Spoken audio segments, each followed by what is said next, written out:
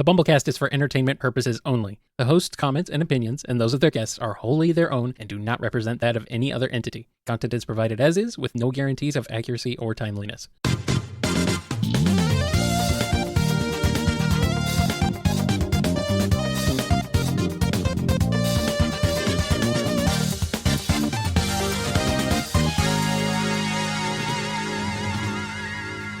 A 1,000 years ago, superstition and the sword ruled.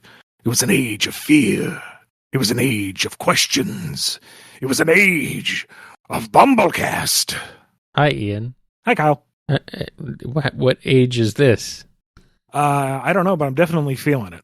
Oh, yeah, that's true. The age. So much age. Anyway, hi. Hi. May all of you listening age like a fine wine and not like a cheese.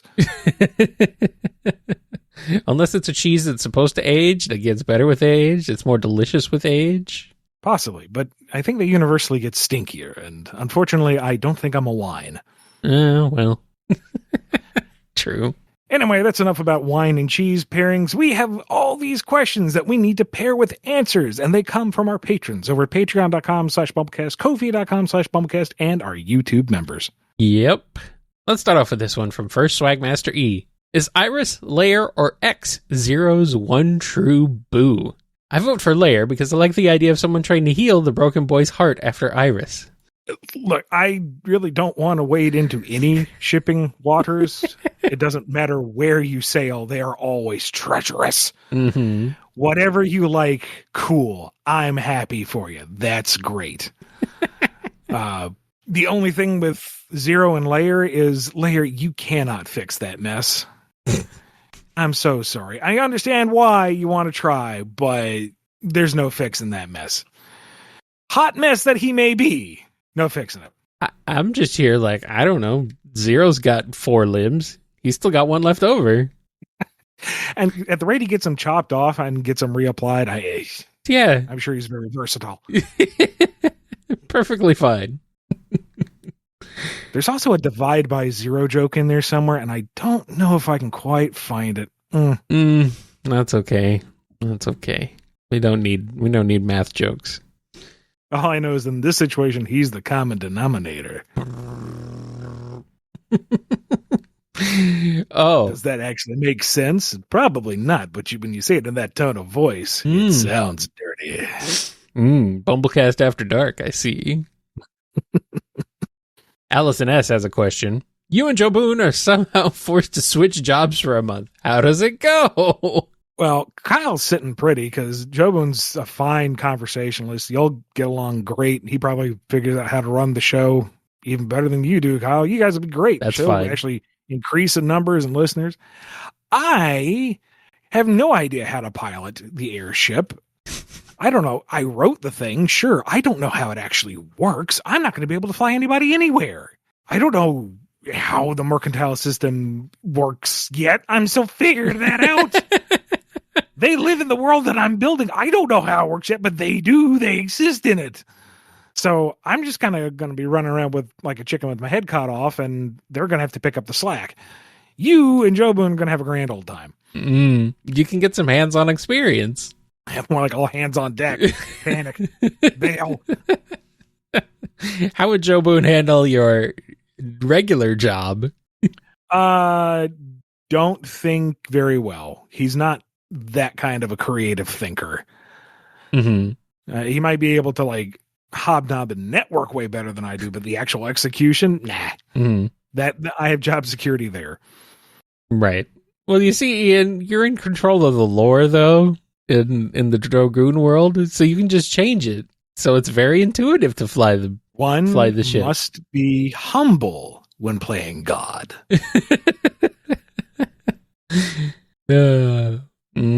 Like that, and the minute I self-insert into this, that's the signal to drag me out behind the shed and into my misery. Well, I mean, yeah. Yes, it's escapist fantasy, but we're not pulling the ripcord on it that hard. Hey, it's just for this question. It's just for the sake of this question. Yeah, that's how it starts. Just that one little hit. You can stop anytime you want. Oh, man. I'll leave the talk about self-insertion for BumbleKast After Dark. There's one from Andrew D. It's time for more Anti-Mega Man. This time, it's Mega Man 11. As a recap of the game, Dr. Wily rediscovers his rejected double gear system from university and installs it in 8 of Dr. Light's robot masters to enhance their powers for world domination, forcing Light to equip Mega Man with a prototype of the same system, giving him new speed gear and power gear abilities to take down Wily's upgraded robots and stop his latest scheme. What happens in the anti-version? In the anti-version, Anti-Light finds it and makes a big to-do about how he's upgraded Mega Man with this new system. And Wily thinks back going, dagnabbit, he stole my idea. Wait, it was a bad idea. Yeah. It was really unstable. Oh no, Mega Man's going to destroy everything. I have to perfect this real quick. And oh gosh, he tears through them so fast. I only have enough time to install in 8 robot masters. Maybe that's enough to slow him down. I have to save the world. And Mega Man tears through them all, but it somehow burns out the gear system, so he's not a danger to himself or anybody else by the end. Oh, good. But he killed a bunch of robot masters along the way. That sucks. For them. There's one from Comic the Hedgehog. In 2017 DuckTales, Scrooge has been feuding with Santa Claus for a long time and considers him an enemy. Naturally, Glomgold wants in on this. What is Santa to do when Glomgold waltzes into the North Pole and demands to be his new partner while getting all the presents? Well, he had a fat man. I already got the beard, and that's better than yours, huh? Yes, that's exactly what happens. I think Santa is cagey enough to see where this is going immediately and says, yeah, all right. You know what? I've got this pilot project here, Glomgold, my boy. Christmas in July. Here's the sleigh and all the July presents.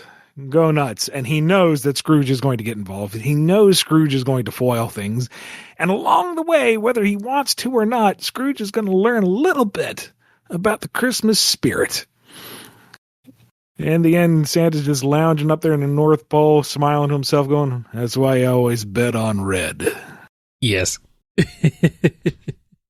Good. There has to be at least one little training sequence where he's going, no, listen to me. Ho, ho, ho. Ha, ha, ha. No. Diaphragm. Ho, ho, ho. Discord really doesn't like it when you do that laugh. Damn it. I'm actually holding it back. Which is funny. That's even funnier. It's still there. It's just like it kind of frizzled out in parts, which is hilarious. Makes it funnier. I'm backing off from the mic. I'm actually lowering the volume. I know. When we do the... People need to hear the maniacal Scottish laughter. Yeah, maybe we might need to change some settings a bit. I don't know. That's okay. At least we have this question here from Darth Lord. It's 1933, and the great Gonzo literally bombed at the box office. Desperate for a new picture, Carl Denham, Gonzo, and Rizzo find a map to Skull Island and find struggling actress Miss Piggy to star in their film, as well as the venture ship with first mate Kermit. Continue. Number 1, brilliant. Very good. Number 2, I am desperately torn on who plays King Kong. Yeah. On the one hand, I see Animal because he fits very, very easily. And just a lot of that, yeah, it writes itself. You know, he only climbs the Empire State Building because it looks fun. He doesn't realize what he's trying to get away from or anything else. Is just talk, you know. On the other hand, I really want to see it as Sweetums, who doesn't realize he's in the movie. Uh-huh. Like, he's just the big hairy thing and stuff happens around him and he's kind of reacting to it, but he's so large and hairy, it doesn't register. I think people are screaming, there's giant bugs, there's airplanes flying around. It's like, what's going on? I think that's funnier. I think that's better. I think Sweetums makes more sense. I also want Giant Animal to grab one of the biplanes flying by and going, airplane food, and eats it. You know, yes. Either one. It's it could good. Be. Why couldn't good. Why couldn't it be both? I don't know. I don't know how that would work, but you'll figure it out. You're smart. You're the writer. King Kong Fozzie would also be pretty funny. They're not trying to rescue Miss Piggy at the end. They just want him to stop with the jokes. Stop. Double L is here with the longest text adventure of our lives. To recap, me and Ian share a lizard body, and we're in a train station. We have one door and one set of moss in our inventory. Our previous actions were Ian recovering the manhole cover, and me getting the pogs. The pogs are very important. Need those. Ian, you retrieve the manhole cover lodged into the ground, returning it to hammer space. You have one manhole cover / slammer in your inventory, which you may drop at any point if Kyle gets tired of repeating the expanding inventory at the beginning of each round. Me, you begin to gather your pog winnings along with the odd creatures. You note a few rare ones, such as an Alf Pog, a Bucky O'Hare Pog, and a Masters of the System Genesisters by L.L. Bryant Pog in the stack. You now have 38 Pogs in your inventory. There were more in the stack earlier, but nobody can find them now. Not for lack of trying, though. The creatures are calling you the king of Poggers, after all. As you Finally, we are Pog champ. Finally. As you finish collecting the Pogs, a large red, four-armed, three-eyed, two-legged creature walks up. The other creatures tense up at its presence. It looks down at you and says, "Which faction you with, soldier?" Reminder, you seem to magically understand them. They don't seem to understand you. I think we should bluff because we already have aura farmed sufficiently. Okay. And he can't really catch us on a lie because he doesn't understand us. I say we posture and try to pull rank. All right. Like through body language, make it clear that we are here. We're not a faction. We are the superior commander to all these. We are the faction. Yes. And if he can't understand it, that's a logistics problem on his end. Why doesn't he understand? Failure on his part. He's going to have to go up to higher command on that. Anyway, show us around. Yeah. I don't know how you say that in body language, but I mean, we're a lizard man pog champ looking at multi-limbed critters. I think we can figure it out. Or a farm pog champ. What's going on here? You can tell those terms are both way out of date, given the fact we're using them. And with confidence, no less. Put those ones in the ground, kids. They're done. Here's one from Dove. All right, the new N team is ready to go. Captain Flynn with the AUCs, Kyle the Duke wielding the Universal Remote, Robo Chief, Bubsy, and Shovel Knight. One last thing to cover. Who's your villain team made of? They will, of course, need a leader as spot on as Mother Brain was, then some muscle, some magic, and maybe a wild card or two. Don't forget to give them that 90s polish. Choose well, guys. Your fate is in your own hands. Okay. So who can we take like Mother Brain to get completely wrong? Let's see. What about GLaDOS? Yeah. GLaDOS, but she's lacking any of the ironic humor and is just a straight up robot lady. Like nothing abstract, just like big, angry robot lady who's cranky all the time. And has a fascination with growing potatoes because they didn't understand that paragraph on the wiki. She calls everyone potatoes as an insult. And you don't understand why until you actually play the game and you're going, oh, wow, they completely got that wrong. Pretty much. For the muscle, let's go with Roaring Knight at a Deltarune who is just like super edgy and loud all the time because they're the Roaring Knight. Oh, literally on the nose. Yeah. They also have a more overt lion theme. Okay. Oh, that I physically recoiled from saying that. Oh, God. Magic. Who do we have for magic? Well, we have Shovel Knight in the party. Should we put Plague Knight in there and he has a bunch of magic potions? So he's kind of on brand, but not really. And despite all the jokes in the game about his beak face, they actually treat it like he's a toucan Sam. Yeah, that's what they do. They screw that up. Yeah, okay. Yeah. They make him an actual bird.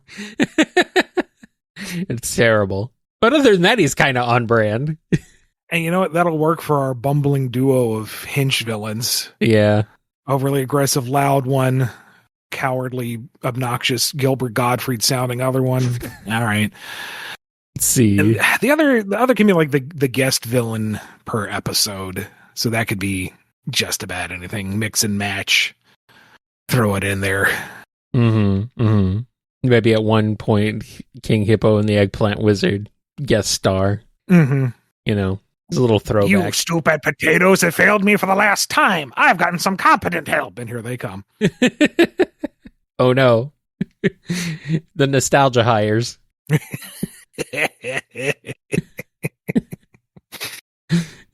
One of the guest villains is an Octoling that's got very, very clear Winter Soldier ripoff motifs going on. Oh, boy. Terrible. This is terrible. If you pay close attention, his activation phrase spells out "woo me." Damn it. Hero Squad has a question. Not sure if asked, but thoughts on Panzer Dragoon? I don't know nearly as much about it as I want to. I know I watched a playthrough of the first one years ago, and the lore got much bigger after that. Yeah, so Panzer Dragoon Saga expands on it widely. Yeah. And I want to because, space fantasy, flying on dragons, shooting spaceships with lasers. Come on. It's basically Sega's version of Star Fox. Yeah. Right up. Look, science fantasy with special space dragons, and I wrote Dragoon. Do you think I want to get into Panzer Dragoon? You should. The music's amazing. Yeah. Are they playable? Can you download them anywhere? I feel like accessibility. So. I mean, with them. The remake is out there. It's not the best way to play it, but it exists. And there's other ways, Either way, they're great games. Really good Star Fox 'em ups, and also an RPG that I've never played, but hey, it's there. Here's one from Horseweave. Well, I've checked the Bumble Master list, and this question crossover was completely missed, so I'll ask it. Star Fox cross Star Trek. The Enterprise encounters the Great Fox. Go. Yes. Which Enterprise? Which Trek? I know, that was my question first. I was like, I'm inclined to go with OG, because I can very much see Kirk taking an R-wing and saying, "Sorry to Jet, but I'm in a hurry." I mean, yeah. Have Scotty flying alongside Slippy. This baby can take up to 9,000 degrees.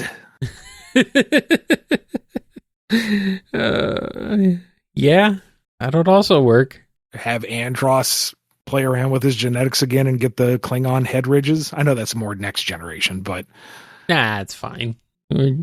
We're you can cross the Trek streams a little bit. It's okay. I just really want to hear Andros in his jowly voice trying to speak Klingon. Walk, truck, Murdoch, rock. Yeah. Maybe Khan takes over the Andros army. That's a pretty good one. It's a pretty good one. I like that. Then again, I could also see Riker saying that line you had Kirk say at the beginning. That's true. I do want Khan to come up on the view screen, so smirking so smugly. What is the matter, Captain? You should press Z or R to roll twice. It's not the line, Khan. Use your boost to get through the situation. No, that's not. Okay, fine. Shoot him. Blow him up.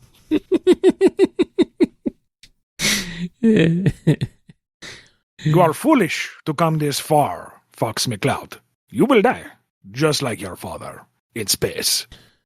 My father? With apologies to Ricardo Montalban. Yes. Nobody can do Ricardo Montalban like Ricardo Montalban, but, you know. It's true. Yeah. That's okay.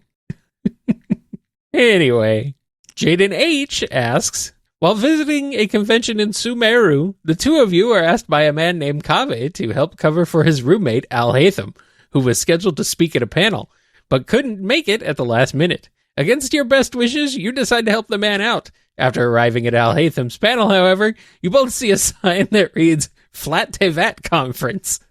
Unable to back out, what do you both say to appease the audience, whether it be why Tevat is flat or not? Okay, number one, if Al Hatham was willingly going to this panel, I am desperately sad we don't get to see it. Because you know he would empirically and relentlessly and mercilessly explain both why Tevat is round and why everyone who believes the opposite is an idiot. Well, yeah. It would be glorious. But since we don't get to see that, I have two plans of action. Either A, pray to Nahida that she just beams his notes into my brain via the Akasha terminal, and I just try to reiterate them with the same level of scorn. Well, I mean, if this is pre or post Archon Quest. Yeah. That's really what it boils down to. That leaves me with option B, where I very calmly explain to the people that the optionally blind woman in Nod Cry took the alien angel person up to the moon, and from that vantage point, they could see it was a sphere. That's scientifically sound, yeah? Well, we didn't actually see them do that, though, so we have no evidence. We did, because we are objective observers, and all their lives are a complete simulation. They are there for our entertainment, and that's when I get dragged out. Oh, yeah. That's where you become the real crazy person. Kaveh's off in the corner going, I was just trying to help. Why does everything I touch turn to dust? Poor Kaveh. I can't catch a break. And of course, you know, they were roommates. Sure, roommates, we'll say.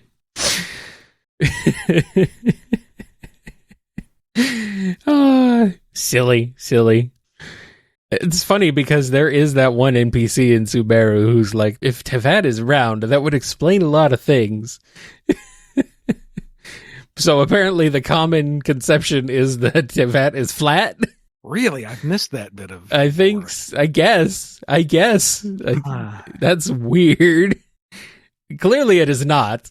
Unless it's like maybe... I'm getting like a Tales of Symphonia thing where it's like two sides. The two sides shall never meet. It's like the other side is Chondria and the one side's Tevat and the other is Chondria. I don't know. Maybe. Something weird like that. I mean, if it is a sphere, how does the whole, the world is upside down thing work? Right. But also, how does the false sky work if you were like actively outside of the atmosphere and seeing it from the moon? I don't know.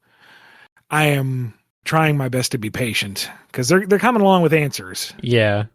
Maybe slowly but surely. Maybe it's a hollow Earth thing and Chondria is inside the planet. Maybe that's it. It's underground already. So it's always underground. Yeah, I could see that. I don't know, though. We'll find out eventually. Anyway, are we ready to take a break, Ian, from this madness? I think we are. Okay. See you after the break, folks.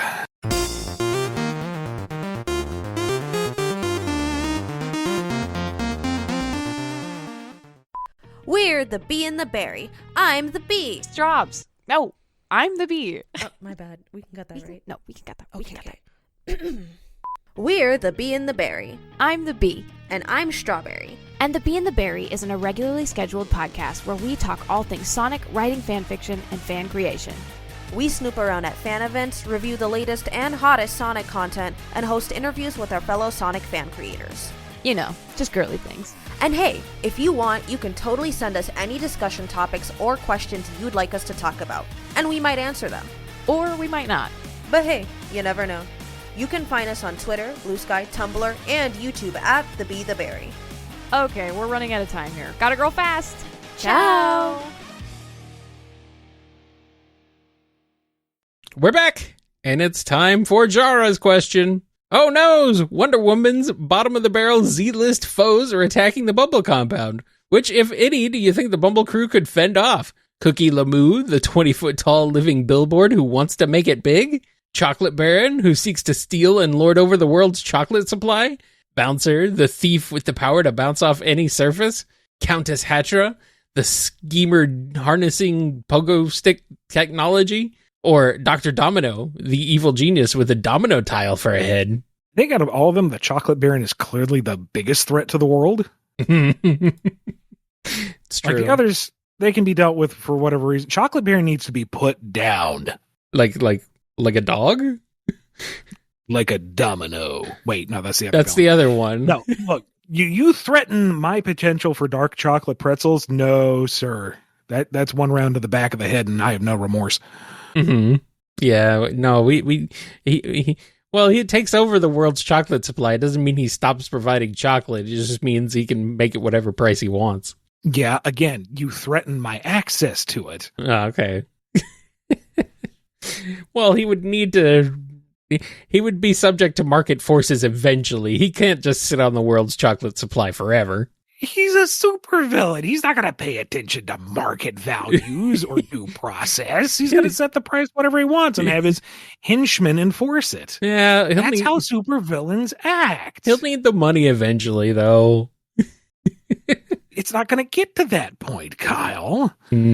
Okay. I won't let it. Okay, fine.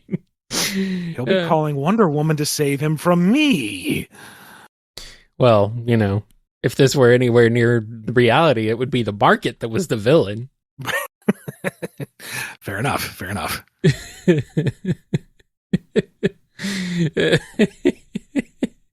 According to Noni, Chocolate Baron is the one who dies first and is made an example of for the others.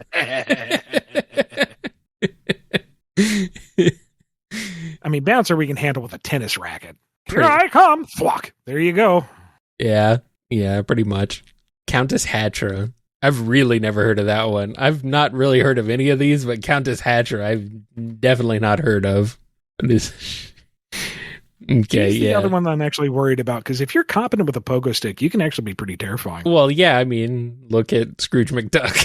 Yeah, so she would be a concern, but also all you really need is an open manhole to take care of her. So Chocolate Baron is still priority number one. True. Time to move on to the next one. This one's from Jex1543. How do you feel about the new Strawberry Shortcake 2026 reboot? I didn't know there was one. I lost track of how many reboots they had at this point. All kinds. They still haven't rebooted Reboot, though, have they? No, but there is actually, they had a continuation a bit ago, but I think that died on the vine. But quick Google search here, and that's a cute kind of retro callback design. Okay. I feel like that's a little more in spirit than some of the other reboot attempts. Oh, apparently this is the 6th generation of the Strawberry Shortcake franchise. Wow, they've rebooted this thing 6 times?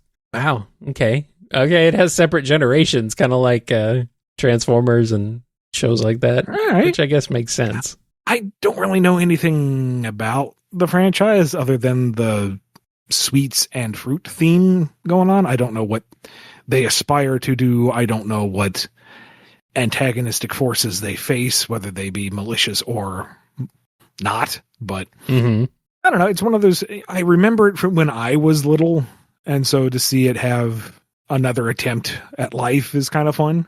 Yeah. Don't know if I'm really the target audience, but more power to the folks who are trying to make something with it. What's interesting is that this new version is the most like the original, at least in terms of appearance. Like Strawberry Shortcake hasn't really looked like this since the beginning. So they always change her up. So I guess we've gotten to the point now where nostalgia for the 80s series is at an all-time high. So got to go back to that look. It's always the danger of trying to reinvent an older property and modernize it. Can you make it appeal? Is there something universal that you can update, or by losing the original design aesthetic do you lose everything that made it click, you know? Mm-hmm. Here's a question from Quishpin. What are your thoughts on the creator of Owl House, Dana Terrace's new show, Knights of Guinevere? Thank you for the prompt. I'd been meaning to watch it, and I'm kind of tired of the number of answers I've gotten on the show going, I haven't gotten to it yet. So, sat down, finally watched it. Have you seen it, Kyle? No, I forgot to watch it. Okay. Call me out like that. Well, I didn't want to spoil anything. Go ahead. It's fine. No, it's good. It's intense. But as Aaliyah put it best, it's intriguing. It's a very, very good pilot. It sets up the world. It sets up the characters. It sets up kind of the rules of the world without getting too bogged down in minutia. The way it sets the tone and the omnipresence of, I'm going to say antagonistic force because I don't know if they're going to be overtly evil in the end. Third act climax aside. It's also one of those adult animations that I feel like hits that mark where it feels like it's mature animation without going into adult content for the sake of adult content. Right. You know, the violence feels earned. The graphic injuries feel purposeful. The harsh language feels natural. It doesn't feel like we're going to put in a swear because we're for big boys and girls. It sounds like people talking, which I appreciate a lot. Yeah. And there's apparently a giant space woman in it, so that'll probably get some people excited. All right, Lord Headcheese has a question. Hi, Ian. Something that's been on my mind that I keep forgetting to ask is, what is the space in between the Galaxant realms and Drogoon? Are the realms all different planets, dimensions, floating islands in a void? I hope I didn't miss something obvious, but I've hit a bit of a roadblock on this when thinking about how the Fortune's Lap works. Never apologize for asking a Drogoon question. I don't even care if we have answered it before. It's good to come back to it.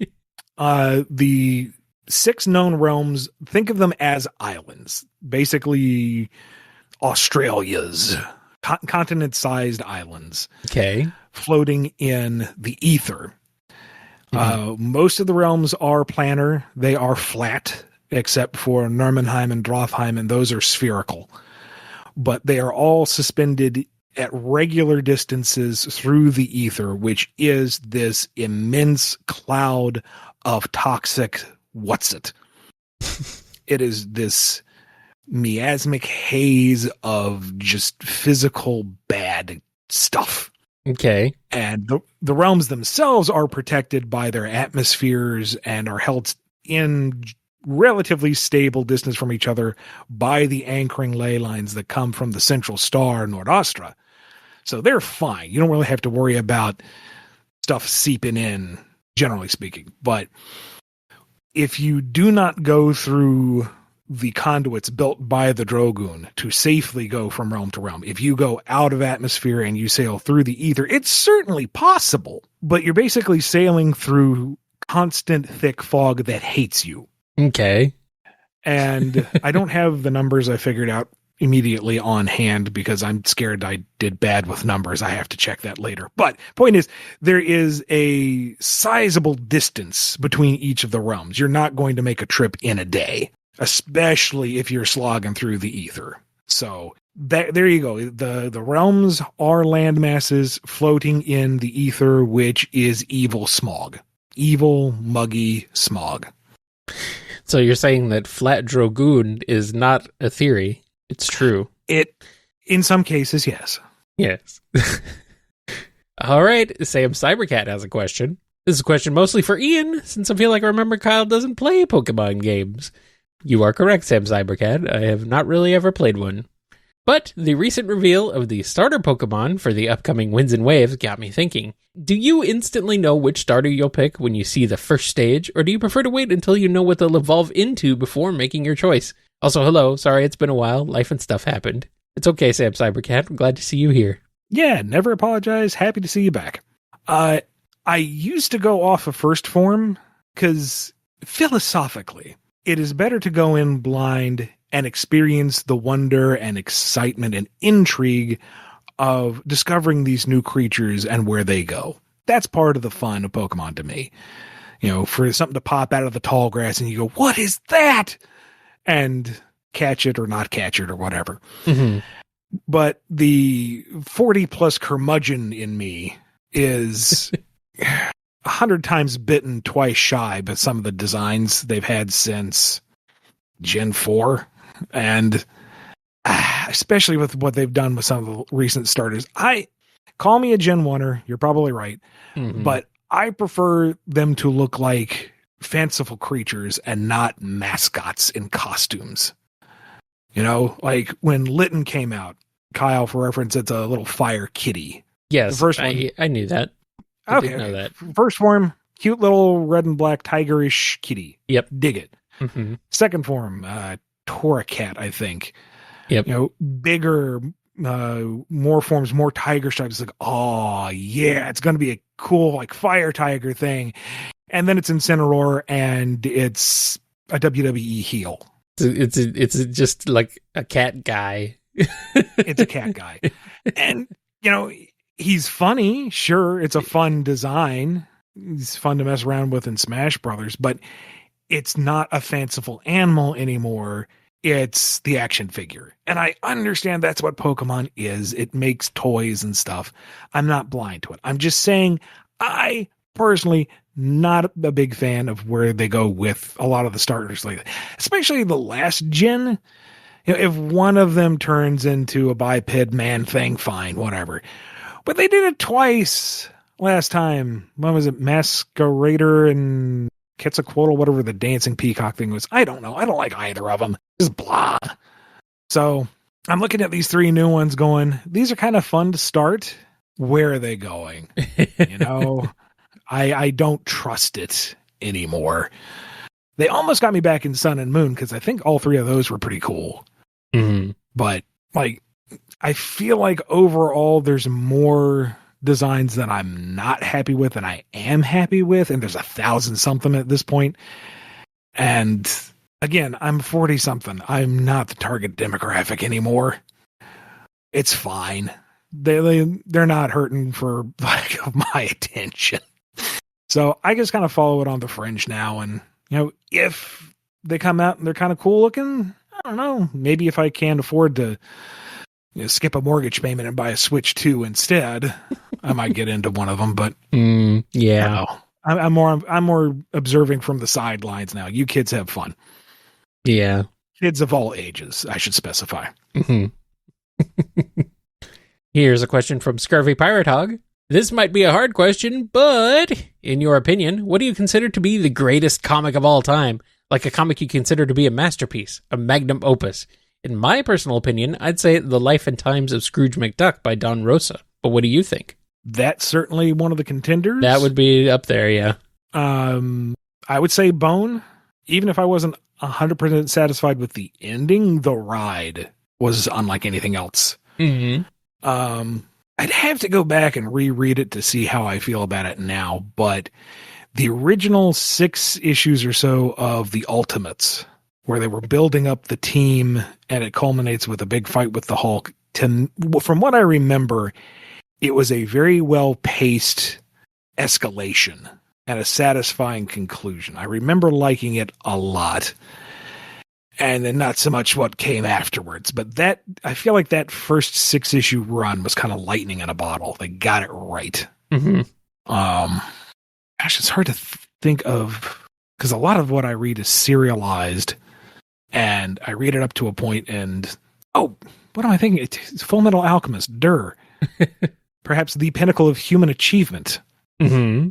Yes, the concept of vaccines is grand. We got to the moon, la-di-da. But Full Metal Alchemist, like, crown upon our species. Well then, I guess I got some reading to do. Hold on a second. I'm going to look at my bookshelf over here because I feel like I'm forgetting something. Might be. I don't know. It's also kind of hard for me because I've been in the industry for so long. I've written so much. I can see the matrix code. It's hard for me to look at comics and not see the cracks, to not see where, oh, there's some editorial push here, or the pacing of this could be a little different, or did the artist and writer not properly communicate for this scene? I can't fully just sit back and enjoy or not critique. Kind of sucks. I don't enjoy that part of myself, but there's a lot of very good stuff out there, and what I think is, the best or extremely good may not work for somebody else, because a lot of this is subjective. So I would say that if you pick up Life and Times of Scrooge McDuck, pick up Bone, pick up Full Metal Alchemist, I would be surprised if you didn't at least enjoy it. But that's me. If you have read those and you kind of go, let us know why in the comments below. All right. Soccercott has a question. It's now 2026, which means it is 30 years since the Swedish TV series Mysteriet Paul Grevenholm came out. They made a PC game based on it. Does Ian and Kyle have time to review it? There's a half-an-hour walkthrough of it on YouTube, and I don't think you need much translation. Just beware of the skeleton in 1635. It scared a lot of people, not including me. Sure. I do appreciate the jump scare warning. That one didn't get me. It was the one at the very end when you go into the attic and he's there. And it's like, oh, geez. Okay, hi. You're right. Did you watch it? Did you get a chance to go through it? A little bit. I did at least check out that skeleton, which is hilarious. That's very funny. That's not scary. That's hilarious. Bro just walks by. Hey. You're right. You don't really need to know any Swedish for it, especially since a lot of the text isn't just straight up English. It's a fine click and search 90s PC game. Yeah, it's an interesting one. It's an adventure game, sort of. Makes me think of a little bit of Myst. Yeah. Not quite the same, but in a similar vein of, a bunch of static images all tied together. I feel like a lot of the puzzles and progression aren't as obtuse as some of those styles of games, but this is also meant for, I'm assuming, young children. So either that says something about my mental acuity, or it tells you that the more adult-oriented games try too hard. And that's the one I'm sticking with. I also very much felt like this is meant for a different audience. I feel like this is, the skeleton and the robot and certain set pieces is like, this means something to somebody, I'm sure. Yeah. I imagine somebody who's never seen Sesame Street being thrown into the deep end of an episode going, what's going on? Who are these people? Why is there a skeleton? Why does he disappear into the bucket? What's with the robot? Why is there a giant cog in the rock ship? I don't know, but it's fine. Yeah. It's fine. Simple enough little game that you explore around, and it's fine. Yep. It's definitely one of those 90s point and click PC adventure games that were kind of a dime a dozen at the time. Yep. I was cracking up pretty bad that the drag item to inventory sound effect was like a putt golf ball going into the cup for everything. Be it the like guitar or the boat anchor or the whatever, everything. Think. Well, they ran out of sound effects budget. I just had a charming. Or that. All right, we got a question from Spoiler 1001. Do you come up with ideas naturally, or do little sparks of thought haunt you like the character from Jumanji, never granting you a shred of peace? Both. Sometimes it's like, oh, this is kind of a neat idea. I should write it down before I forget. And then other times it's hard to make the distinction of when I come up with an idea and when an idea comes to me. Mm-mm. It's like one of them is, it feels like I've kind of stumbled upon something. Ooh, a penny on the ground type of situation. And then the other one is like a bee bumping into the back of my head. It's like, hey, here's an idea. Oh, okay. Unbidden. Wasn't really looking for one. You're going to obsess over it now for 2 weeks. Okay, thanks. Can I do something else now? No, you are creatively devoted to this. Marvelous.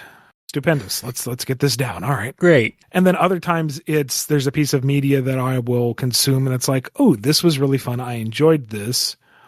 I want to do something like it. What would I do? And that I feel is a little different than either scenario because there's a outward impetus. But yeah, there's ideas percolating all the time. And then right about the time I'm done with them, an older idea will resurface. Like, hey, remember you were working on this thing? It's like, yeah, add that to the pile. Yep. Here's a question from Strawbz. Ian and Kyle, if you two were locked in an escape room with one other person and wanted to get out successfully, who would you choose?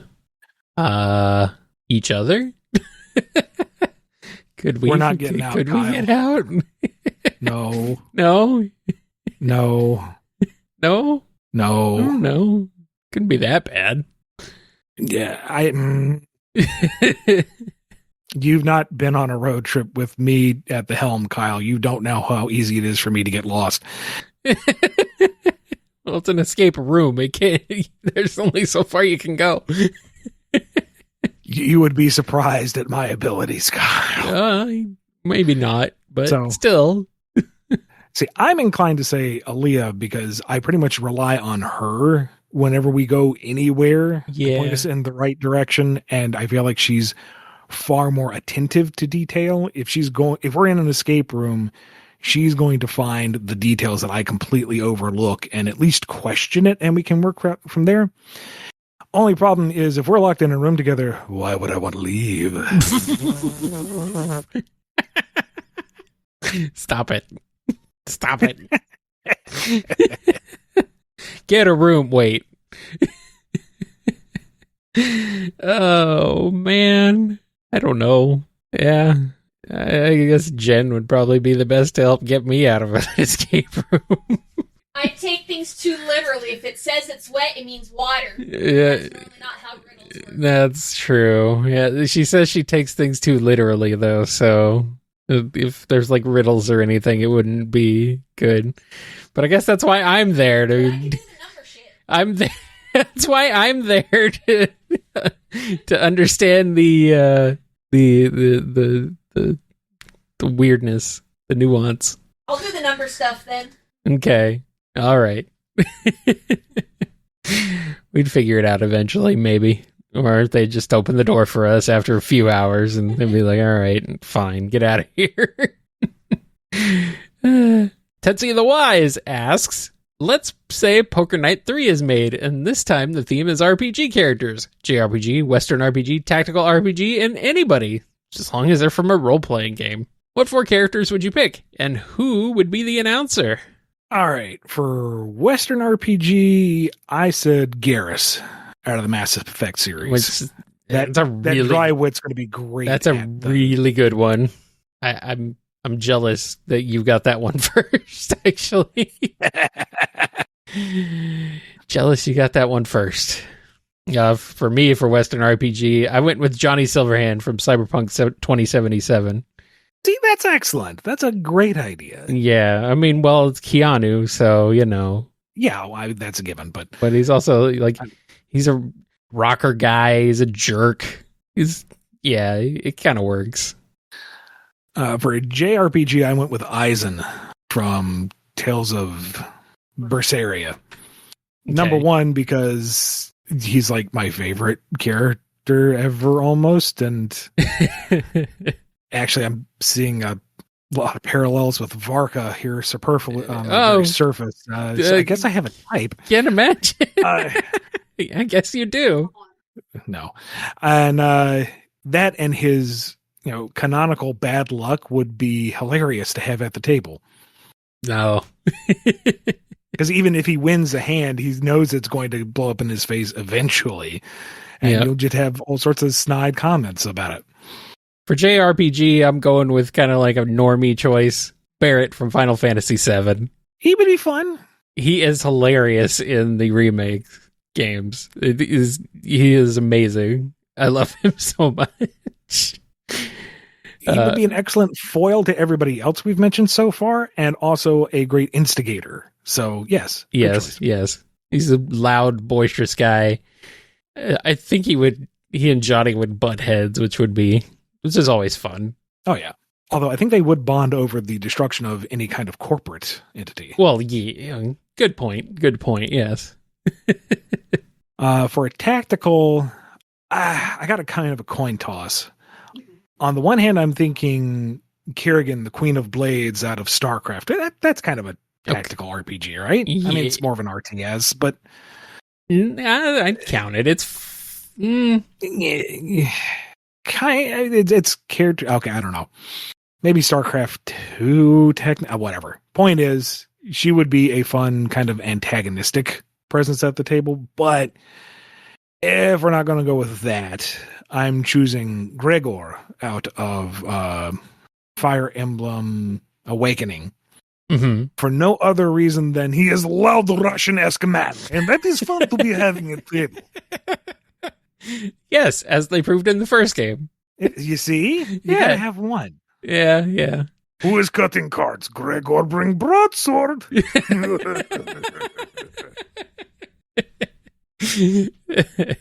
See, and I also went with someone from Fire Emblem, but someone much more serious, Edelgard from Three Houses. I thought it would. Reaction to that is a little boring, but she'd be a fantastic straight foil. But everybody else. That's that was my thing. It was like, yeah, she's maybe a little bit like she's not quite as outright funny or entertaining as the others, but she would also be like the perfect straight man for this group of crazies. I don't think Tetsuya meant for us to, do one of each, but it was a good framework to work off of. Yes. I'm going to cheat with my last pick. Okay. And say representing tabletop RPGs on a whole is just Matt Mercer. Just the Matt Mercer. Not a I want character to play cards.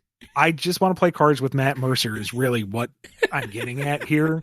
Uh-huh. And this would be the closest I could ever get. So let him act out any character he has ever done in any campaign. And or any character in any media he's ever played. It's fine. He can do whatever he wants. You're not going to tell him what to do. Deal him a bad hand, and he asks if he can re-roll for it. There's jokes to be had. He can make it work. Mm-hmm, mm-hmm. Did you have an announcer pick or no? I forgot to think of an announcer. But while I stew on that quick, we move on to you. Okay. My last, I guess, wild card pick is Beto from Genshin Impact, because this is kind of her thing. Like, yeah. Sitting around playing poker, drinking. Yeah, that's her. Yep. Like, I can't think of anybody else. She'd also butt heads with Edelgard, but I think Edelgard would soften up to her and actually kind of like her by the end versus the others. Yeah, I think I got Beto. Yep. Okay. I got my announcer. Mr. Tenna. From what? What's that from? From Deltarune. Deltarune. Oh. Okay. Okay, the TV head guy. Yep. All right. Well, that's a hell of a lineup. For my announcer, I chose Shodan from System Shock. See, Kyle went for the overt terror option. I mean, GLaDOS was already in one of them, so I couldn't do her again. Yeah, but GLaDOS is like entertaining terror. Yeah. I feel like she offsets the goofiness of 3/4 of the rest of the cast.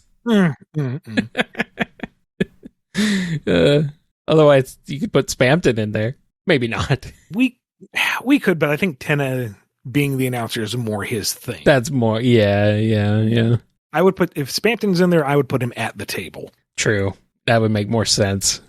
All right. We got one last question, or request in this case, from Vineclad.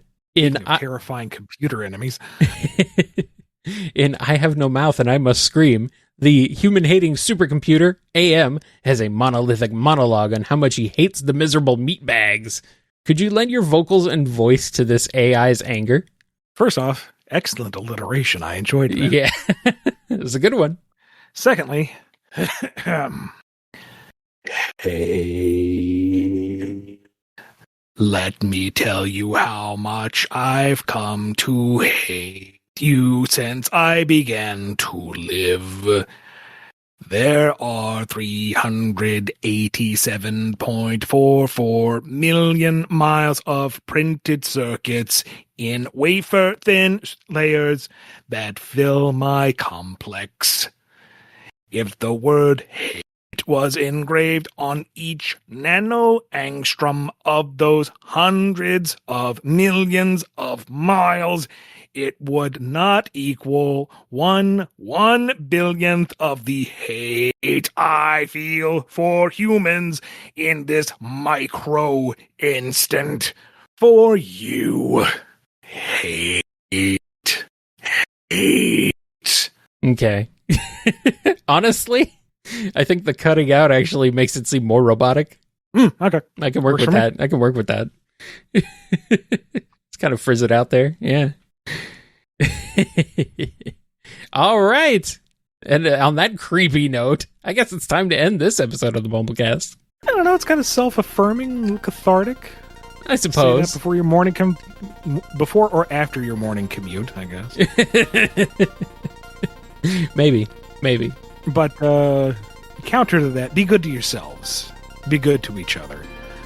And thank you to everyone who supports the show via patreon.com, ko-fi.com, and YouTube. We'll see you next time on the BumbleKast. Take care, everybody. Be good to yourselves. Be good to each other. Creepy. Sorry, 1 second. Uh-oh. I don't know what's happening. Yeah, I'm looking at you. So we begin recording and Molly immediately starts getting into stuff. So. Oh, yeah. Just like when Lee was recording the other day.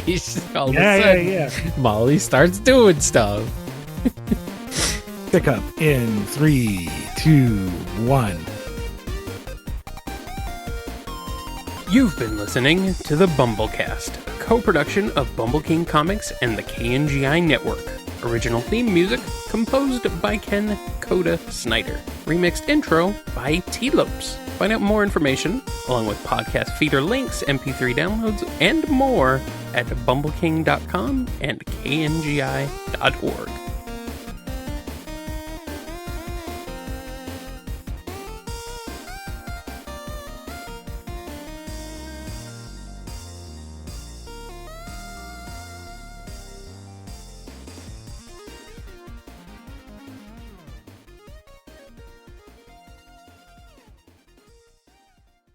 The blonde angel child is relativistic. It could be a male or female depending on how you started the game. I'm not crazy, I tell you. It's truth. Truth.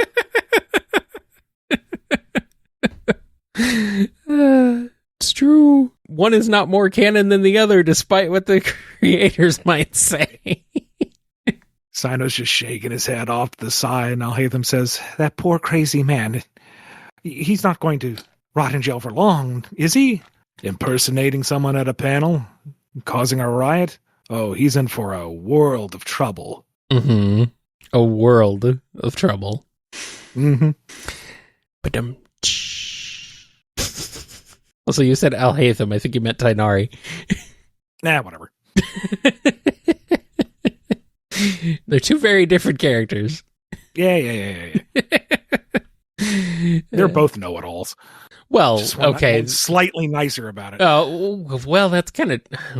Okay, I'll give you that one. I don't know. I think Tainari's a lot nicer about it.